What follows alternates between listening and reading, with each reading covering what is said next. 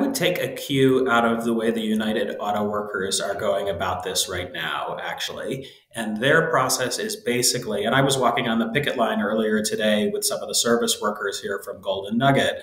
I've been a big proponent of upgrading our union laws. They haven't been upgraded since the 1950s, but living with the laws as they exist today, before I become president, you want to actually pick the right size organization and then have 30% of people turn in their union cards to show that there's enough interest in actually having a union.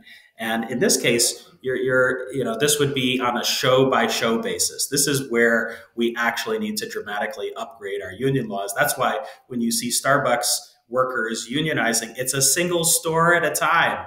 That's completely crazy. That's dating all the way back to the 1950s laws where you had to organize one factory at a time. But factories are much bigger. Starbucks are little tiny operations. Now, a theater performance is larger, but still, it should be something that could be done on a more mass basis instead of individual show by individual show, which is probably how it would have to be done here.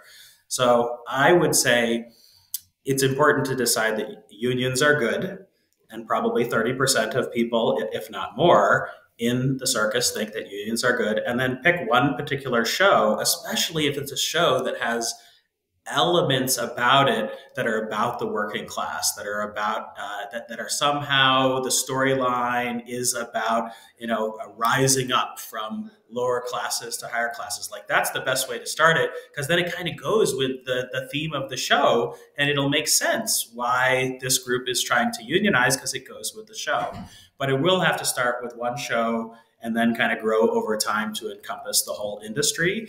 And if you don't already have a partner from either the sporting realm, or actually maybe you would use UFC since they're right here, you would want to have a partner in the sporting realm and a partner in Hollywood, as a SAG-AFTRA, to work with you so that you actually have someone who's working with you, but you have your own job. So it's really hard to do this as a side gig, to be quite honest. You really need to be helped by a larger organization that funds the effort in some way.